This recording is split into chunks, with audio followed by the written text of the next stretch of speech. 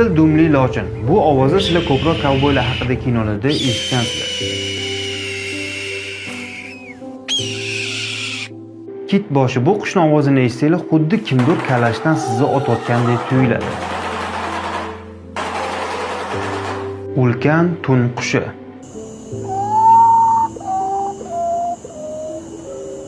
Qora ko'krak cho'g'ul qush. Buni ovozi xuddi bitta yosh bola yig'layotgandek eshitiladi.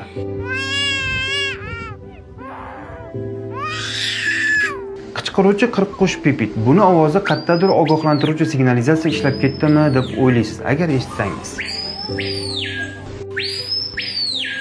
Oq kaklik, ajoyib ovoz.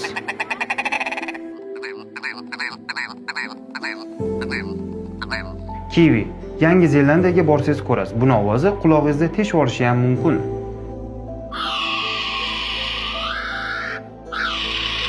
Sizga qaysi birining ovozi ko'proq yoqdi? Izohda yozib qoldiring va bizga obuna bo'ling.